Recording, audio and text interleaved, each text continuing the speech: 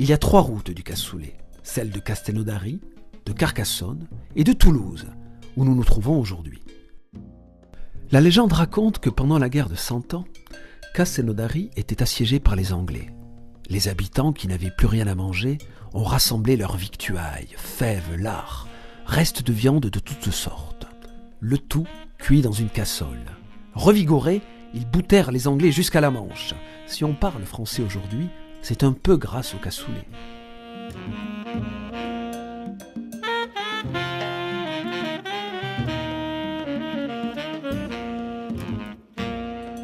500 g de haricots secs, après 24 heures de trempage, donne à peu près 1 kg de haricots prêts à cuire.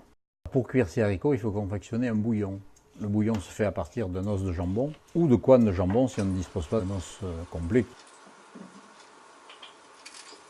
Pour continuer le cassoulet, il nous faut faire 2 sautés, un sauté de porc avec du plat de côte et un sauté d'agneau. Nous ferons aussi cuire de la saucisse et revenir du confit de canard qui viendront compléter la confection du cassoulet. Voilà.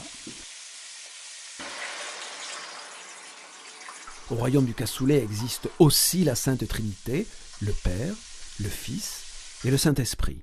Le Père, c'est celui de Castelnaudary, le Fils, celui de Toulouse et le Saint-Esprit, celui de Carcassonne. Le mot est de Prosper Montagnier, célèbre cuisinier français né à Carcassonne au XIXe siècle.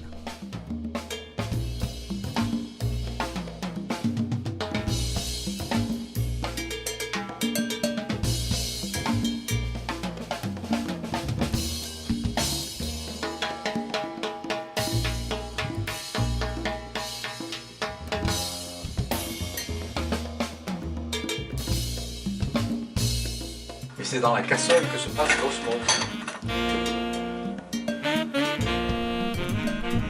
Dans celui de Castelnaudary, on met des saucisses, du confit, du jarret. Dans celui de Toulouse, de la tomate et de l'agneau. Celui de Carcassonne, de la perdrix, car c'était un plat du dimanche, après la chasse. Mais dans les 3, on met des haricots lingots. Sachez-le, plus la terrine est grosse, meilleur est le cassoulet.